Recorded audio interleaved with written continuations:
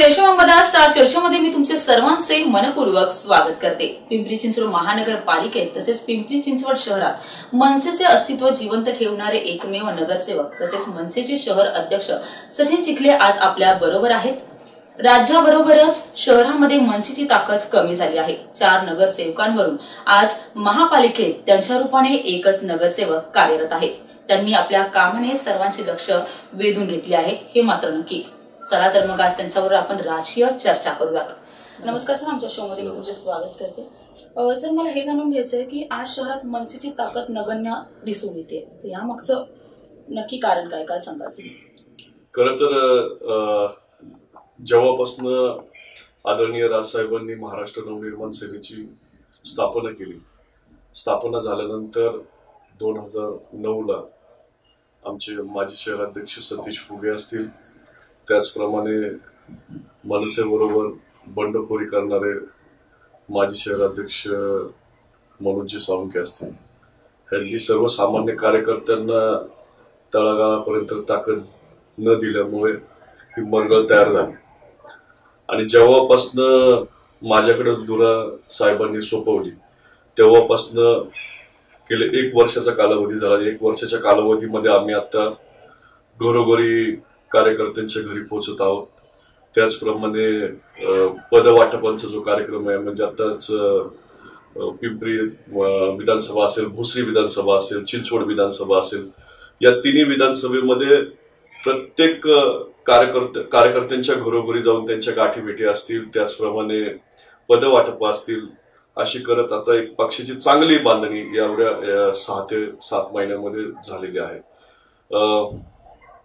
तुमच्या स्वरूपाने नगण्य असेल, पण आमच्या स्वरूपामध्ये खूप चांगल्या प्रकारची बांधणी आता सध्या होत आहे आणि लवकरच पिंपरी चिंचवड शहरामध्ये महाराष्ट्र नवनिर्माण सेना मोठ्या प्रमाणात उभारी घेईल। तरी सर, अजून मनसेची ताकद वाढवण्यासाठी तुम्ही काय प्रयत्न कराल? आता आम्ही सध्या जेवढे पदाधिकारी आहेत, ज्यांच्याकडे लक्ष दिलं गेलं नव्हतं, तर त्या प्रत्येक कार्यकर्त्यांच्या घरोघरी जाऊन त्यांच्या भेटीगाठी घेतो। दुसरी गोष्ट म्हणजे अशी जो तरुण वर्ग आहे, जो तरुण वर्ग राजसाहेबांना आकर्षित होऊन महाराष्ट्र नवनिर्माण सेनेमध्ये काम करू इच्छितो, त्या सर्व तरुण कार्यकर्त्यांना भेटतोय आम्ही, त्यांना पद देतोय, पद वाटपांचा कार्यक्रम करतोय। त्याचप्रमाणे पिंपरी चिंचवड शहरामध्ये जे विविध उपक्रम आम्ही राबवत आहोत, सामाजिक कला क्रीडा क्षेत्रामध्ये आम्ही पुढे जात आहोत। ताकद त्याचप्रमाणे आदरणीय राजसाहेबांची पण एकदा पिंपरी चिंचवड शहरामध्ये एक मोठ्या प्रमाणामध्ये एक सभा होईल आणि एक ताकद देण्याचा प्रयत्न आम्ही पिंपरी चिंचवड शहरामध्ये युवकांना करतोय। दुसरी गोष्ट म्हणजे अशी की कामगारांच्या स्वरूपातला प्रश्न असेल, विद्यार्थ्यांच्या स्वरूपातला प्रश्न असेल, सर्व म्हणजे टपरी हॉकर्सवाल्यांचा प्रश्न असेल, रस्त्यावरचे कोणतेही प्रश्न, जो प्रश्न आज जो व्यक्ती मनसेकडे घेऊन येतोय, त्या प्रत्येक व्यक्तीला न्याय देण्याचा मार्ग आम्ही आमच्या पद्धतीने करतोय। आणि नक्कीच मी तुम्हाला सांगतो की येणाऱ्या दिवसामध्ये राष्ट्रवादी काँग्रेस असेल, भारतीय जनता पक्ष असेल किंवा सेना असेल, या प्रत्येक पक्षाला टक्कर देण्याची ताकद येणाऱ्या दिवसामध्ये महाराष्ट्र नवनिर्माण सेना मोठ्या ताकदीने करेल, असं मी तुम्हाला सांगतो।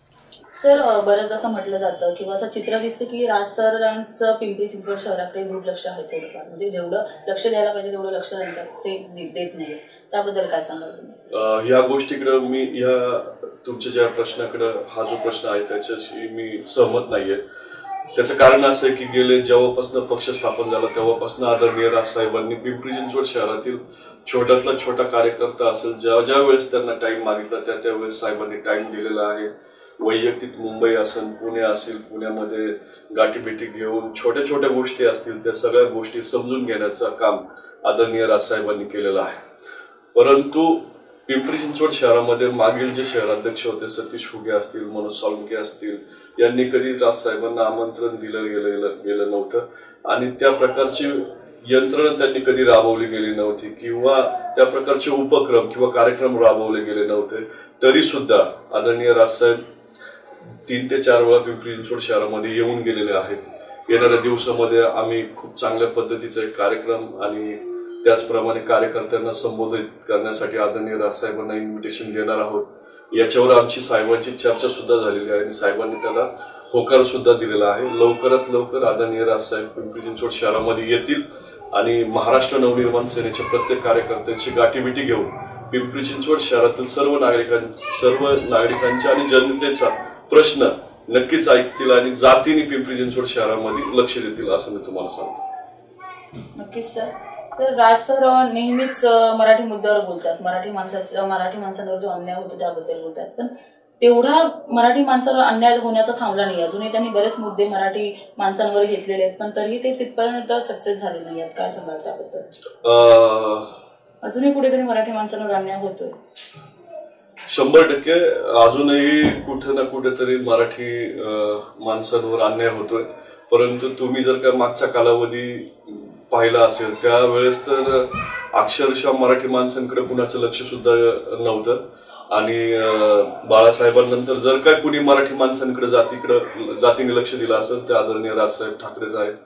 आमचे पुण्यामध्ये मोठे पदाधिकारी आहेत, त्याचप्रमाणे पिंपरी चिंचवड शहराचे पदाधिकारी आहेत, मुंबईचे, ठाणे, पुणे सगळीकडे तुम्ही पाहाल की जो तरुण एक मराठी म्हणून जे काय उद्योगधंद्यासाठी आला असेल किंवा कामांसाठी आला असेल त्याला नक्कीच सपोर्ट महाराष्ट्र नवनिर्माण सेना करते. त्याचप्रमाणे तुमचं लक्ष वेधू इच्छितो की मराठी मुलांच्या कामांसाठी महाराष्ट्र नवनिर्माण सेना एक पाऊल पुढे आलेली आहे. त्याचप्रमाणे मराठी पाट्या असतील, मराठी सण असतील, मराठी विषयाचे उपक्रम असतील, सिनेमागृहामध्ये मराठी पिक्चर लावावेत यासाठी सुद्धा महाराष्ट्र नवनिर्माण सेनेने पिंपरी चिंचवड शहरामध्ये मोठ्या प्रमाणात आंदोलनं केलेली आहेत. कार्यकर्त्यांवर गुन्हे देखील झालेले आहेत आणि 4-4, 5-5 दिवस आम्ही जेलला सुद्धा राहून आलेलो आहे. मराठीच्या मुलांसाठी किंवा मराठीच्या मुद्द्यासाठी महाराष्ट्र नवनिर्माण सेना नेहमीच एक पाऊल पुढेच असणार आहे. जोपर्यंत मराठी माणसांना न्याय मिळणार नाही तोपर्यंत जातीने लक्ष मराठी मुलांकडे आणि त्यांच्या हक्कांसाठी महाराष्ट्र नवनिर्माण सेना नक्कीच लढेल. मराठी मुद्द्याला तसंच मराठी लोकांना न्याय देण्यासाठी अजून किती प्रयत्न करतात सर, आणि ते कसे? खरं तर म्हणजे साहेबांनी एक सांगितलेली गोष्ट आहे की ज्या ज्या ठिकाणी आपल्याला न्याय मिळत असेल तर नक्की लाथ घाला. आणि एकीकडं काही तरुणांना जर काय असं वाटत असेल की आम्हाला न्याय मिळत नाहीये तर नक्की मनसेचे पदाधिकारी असतील किंवा मुंबईमध्ये तुम्ही धाव घेतली पाहिजे आणि ही काळाची गरज आहे. तुम्ही जर का पाहिलं की मुंबई असेल, ठाणे असेल, पुणे असेल, नाशिक असेल याच्यामधनं मराठी तरुण आता हळूहळू कमी होत चाललेत आणि परप्रांतीयांचे लोंढे वाढत आहेत. उदाहरणार्थ द्यायचं असेल तर मी पिंपरी चिंचवड शहराचं पण तुम्हाला सांगेल, कारण की जर का आपण मागील 10 ते 15 वर्ष जर का पाहिले तर त्याच्यामध्ये उद्योगधंदा असेल, व्यापार असेल किंवा शैक्षणिक असेल या प्रत्येक क्षेत्रामध्ये मराठी माणूस कुठेतरी मागे जाताना दिसतो. आणि तुम्ही साधं टपरीवर किंवा कोणत्या आता हॉकर सुद्धा बघा, जास्तीत जास्त टपऱ्या ज्या असतील त्या परप्रांतीय लोकांनी व्यापलेला आहे आणि आपल्या माणसांना जागा नाहीये. तर याच्याकडं जातीने आणि गांभीर्याने आम्ही लक्ष देणार आहोत आणि येणाऱ्या दिवसामध्ये नक्कीच त्यांना न्याय मिळेल असं मी सांगतो. आणि आपल्या माध्यमातून पण मी तुम्हाला सांगतो की जेवढे मराठी तरुण असतील, मराठी लोक असतील, त्यांनी सगळ्यांनी एकत्र येऊन आपल्या जातीसाठी आणि मातीसाठी एकत्र येऊन काम करण्याची गरज आहे. सर, आता लोकसभा निवडणूक आली आहे तर त्यात मनसेची भूमिका काय असेल? राजसाहेब जो निर्णय घेईल तो निर्णय आम्हाला मान्य राहील.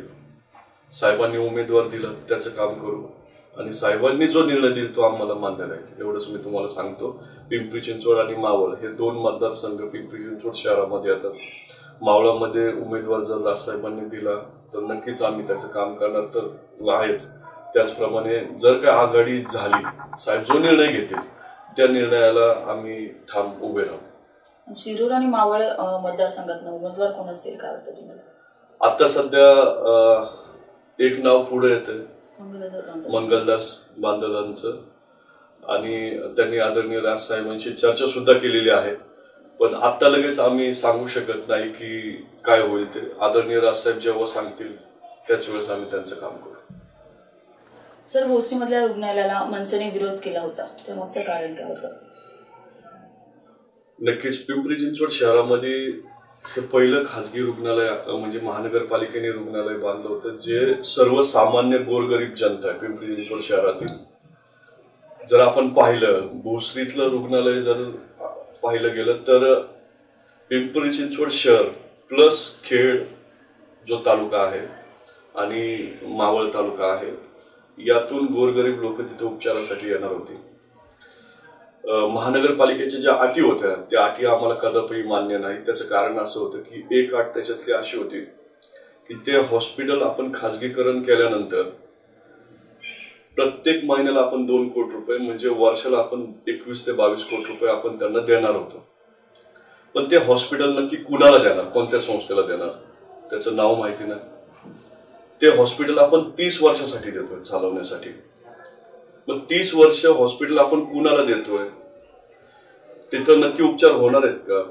बरं, हॉस्पिटल दिल्यानंतर तिथं पिवळं रेशन कार्ड आणि केसरी रेशन कार्ड नागरिकांना मोफत होतं.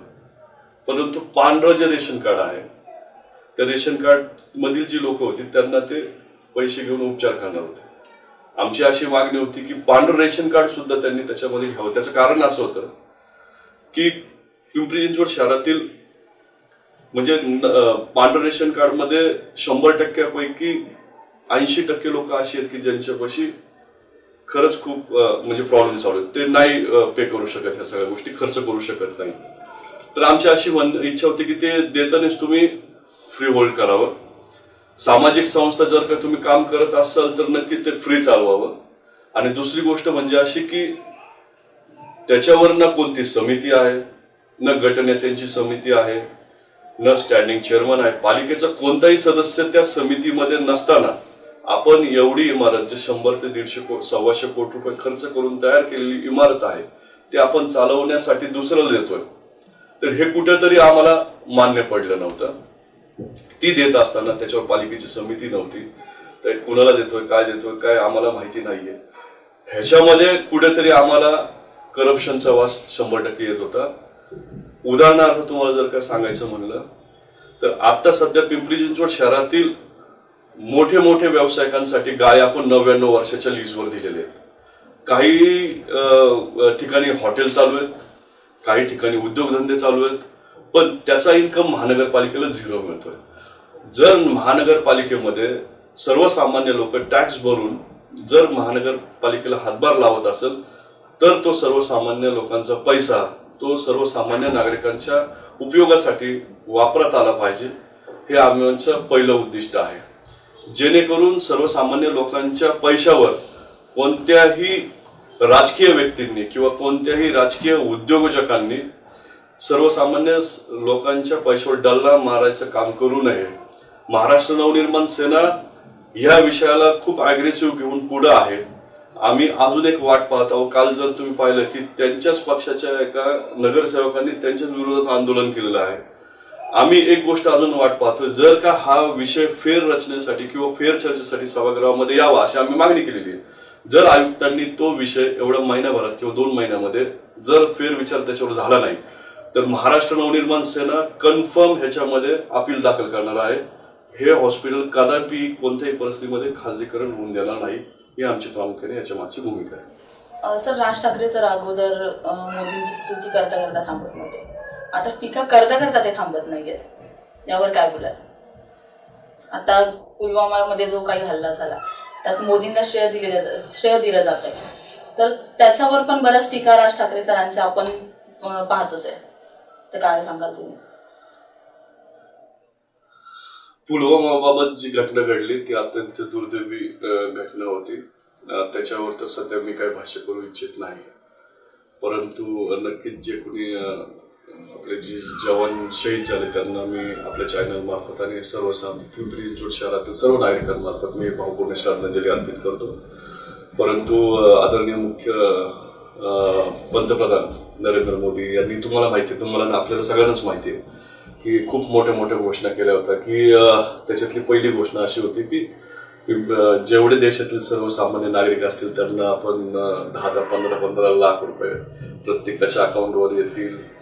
त्याचप्रमाणे भरपूर अशा घोषणा झाल्या. भरपूर उदाहरणार्थ जर द्यायचं म्हणलं तर मी पिंपरी चिंचवड शहरातलंच 2 उदाहरणं नक्की सांगेल, कारण की पंतप्रधान त्यांचे आहेत म्हणून सांगतो मी.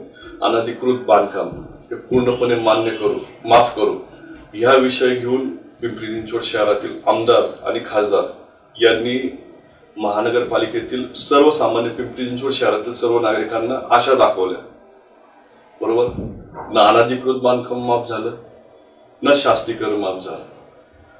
जर ह्याच गोष्टी जर छोट्या छोट्या गोष्टी आपण जर का पाहिल्या तर ह्याच माफ होत नाहीये.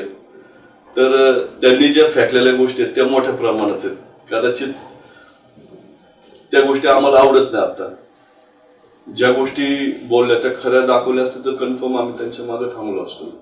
पण ह्याच्यावर जास्त भाष्य न करता आदरणीय राज साहेबच त्याच्याविषयी बोलतील.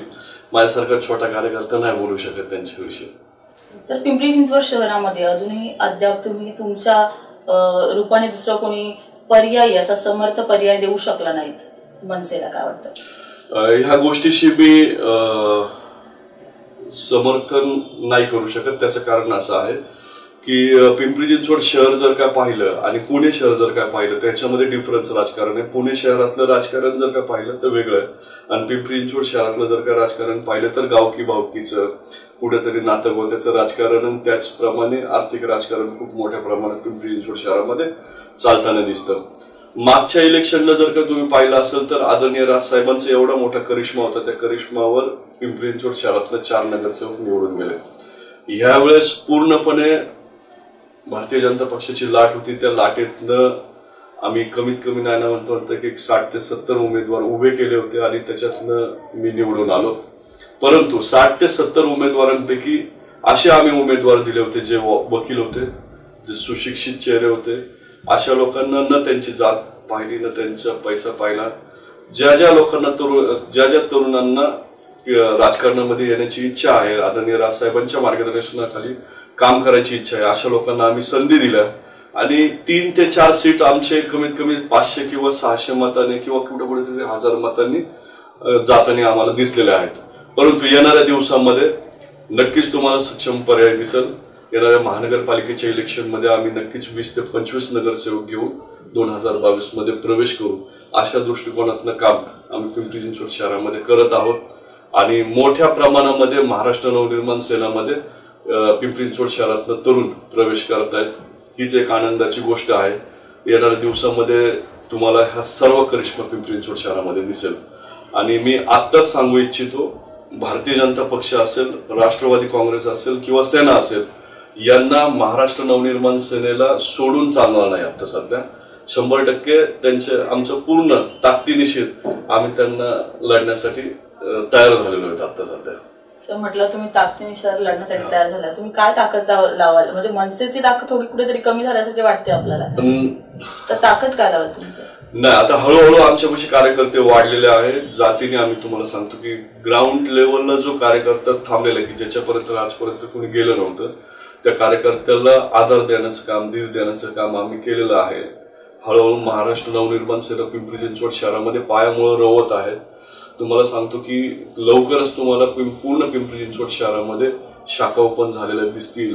आणि आत्ता सध्या आमच्यापाशी एवढे तरुण आहेत मोठ्या प्रमाणात की जे पदांची अपेक्षा ठेवतात, आम्ही त्यांना पदं सुद्धा दिलेली आहेत.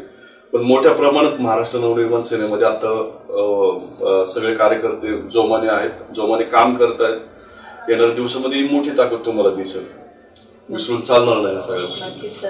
सर, मनसे पक्षाच्या वतीने नागरिकांना काय आवाहन कराल? पिंपरी चिंचवड शहरातील जनतेने राष्ट्रवादी काँग्रेसला संधी दिली, भारतीय जनता पक्षाला संधी दिली आणि शिवसेनेला सुद्धा संधी दिलेली आहे. एकदा महाराष्ट्र नवनिर्माण सेनेला नक्कीच संधी द्या, पिंपरी चिंचवड शहरातील जनतेच्या सेवेसाठी, कामासाठी आणि त्याचप्रमाणे तरुणांच्या रोजगारांसाठी. एवढं सांगतो. धन्यवाद. धन्यवाद सर, तुम्ही आम्हाला टाइम दिला. थँक्यू. तर स्टार चर्चेमध्ये आपण येथेच थांबणार आहोत. नमस्कार.